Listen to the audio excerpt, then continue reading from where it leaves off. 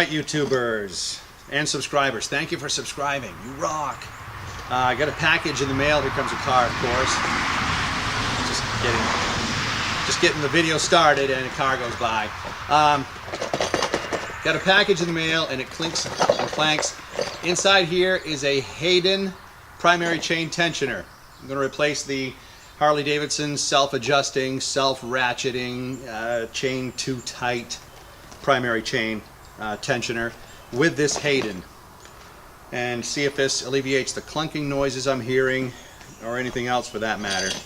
But from what I understand, this will prolong the life of the clutch main shaft bearings, the engine bearings, things like that, the races that the bearings go around on the clutch.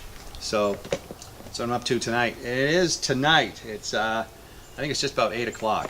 So I'm getting a late start, but we've got lights on, so let's get to it. Okay, to get things started, I'm going to remove the drain plug for the primary right here into a pan and start working on getting this floorboard out of the way, removing this shift lever, this floorboard out of the way, the primary clutch cover, and then the whole primary cover itself. And now the moment the viewers have been waiting for. Got the primary cover off. Everything in here looks good. And no matter what you think when you take the primary cover off, if you think, oh, I've got all the oil drained out, there are pockets in there where it hides. So yeah, kitty litter to the rescue. There's quite a pond down here that it was hiding in amongst all these little places. But there is the Harley Davidson automatic primary chain tensioner. Okay, and it has like this scissor action. And I can see how, you know, in the boardroom, this was probably a great design for keeping the chain tight. It has a block down here with a spring at the back of it that pushes it forward. So anytime there's slack in the chain is presented, that block can slide forward and push up on the shoe to take up any slack. And when the chain is hot and stretched to its fullest length, that's one thing. But when it cools off and the links shrink back to, you know, a smaller size from the temperature change, I mean, I can't even move this shoe, okay? It's locked right in place with the block, with the grooves etched in there just like they should. But that block is solid, okay? And let me check, zoom out here, sorry. And let me check the top of the chain now. And oh, actually, it's got some play in it. It's not as bad as some of the videos I've seen. That has some wiggle room to it, so I'm glad. That means that maybe the bearings are okay along the clutch and the engine side. Oh yeah, look at this, my friends. This is what was inside the package. Okay, but there it is. The Hayden M6, I believe it's BT07 tensioner. And what is that for? I think it's 07 Harleys and up. And some 06s. I think the chain tensioner was first introduced in the Dynas in 2006. But anyway, that's what we're going to open up and put in the bike. I unboxed and assembled this shop work light in record time. So anyway, that's out of the box. Okay, so got the tensioner out. I used this flat blade screwdriver to go up underneath the wedge in between the grooves enough. And then I used another screwdriver to push the wedge back. But it is under tension. As soon as I let go with this screwdriver at the front, the wedge slid right back up again to take up the tension. So just fuss with it a little bit and it'll come out really with no problems, no hassles. But now that it is out, this bike has about 64,000 miles on it. This is what the tensioner looks like. It really doesn't look that bad.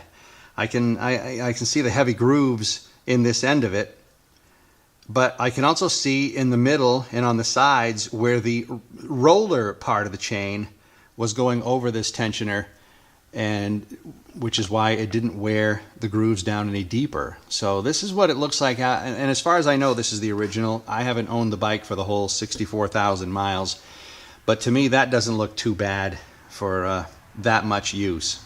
Okay, another note worth mentioning is if you're going to put a Hayden in your bike, you take out the stock Harley Davidson shims.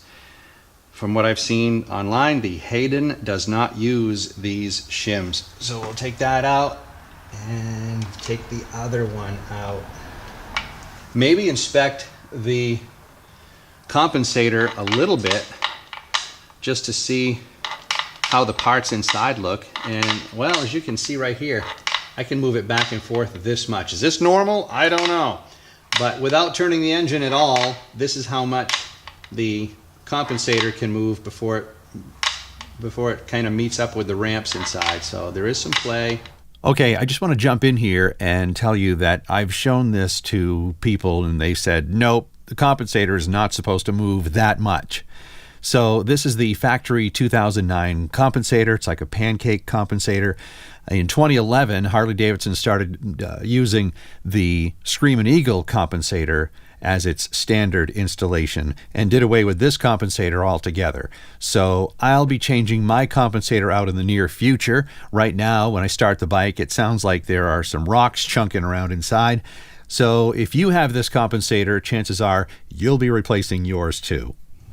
Now we're at the critical point where it's time I put in the Hayden tensioner, which is right there, and I could squeeze it down with both thumbs, slide it under the chain.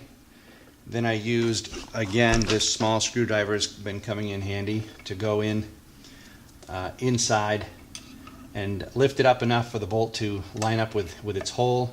Same thing over here, and it's in there. And I've tightened the bolts up so they're snug, but not where they're going to be. I'm going to take them out and put some blue Loctite on those before I'm done. But I want to get the critical measurement of 3/8 of an inch in the directions that you can also see online. It is recommended that 3/8 of an inch gap is present, and no more than 3/8. I've seen some videos where some people have 1/4 of an inch or just under 1/4 of an inch, and maybe the directions should say you should have no more than 3/8 of an inch gap, but less is okay. I don't know. I don't know the product well enough to make that statement, but possibly it is okay. And so I am showing just about 3/8 of an inch exactly. If anything, it's just a hair under. So I'm not going to add either one of the two shims that come with the kit. There's a thin one and there's a thicker one. And probably I'll run this for the rest of this season.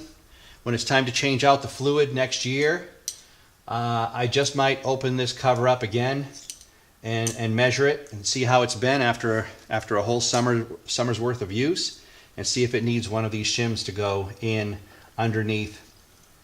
Probably it goes this way, I'm not sure, but if I need a shim underneath the shoe and for the spring to set on to shorten this gap up if the chain has stretched. So they recommend keep these shims handy, don't lose them. So I don't know how I'm gonna do that, but I'll figure something out. I've got the Hayden tensioner bolts torqued 23 foot-pounds. I believe that's what I heard. And the chain's got some good flex to it. You can see the Hayden tensioner moving to take up the slack, or release it to give slack anyway. So that's all I can do. That's it. Mopping around in here, and I did notice that the drain plug, the top of the drain plug, comes really close to the bottom of the Hayden tensioner, but it doesn't touch.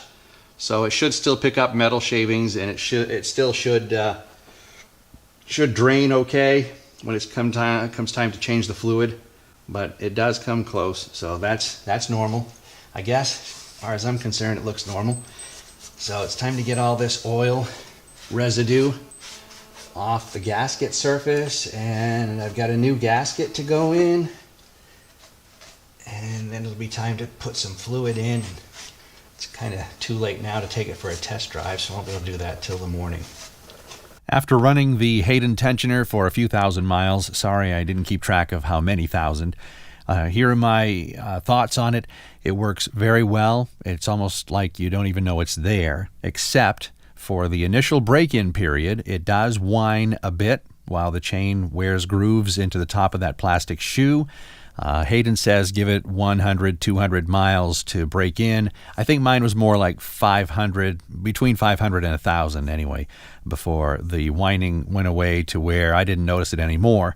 The one thing I did notice is when slowing down with the bike, when downshifting, it tended to pogo bounce back and forth, and I think that's the tensioner shoe bouncing up and down against the chain. So the bike kind of hesitates and bounces back and forth as you're slowing down sometimes when you get down to a lower RPM.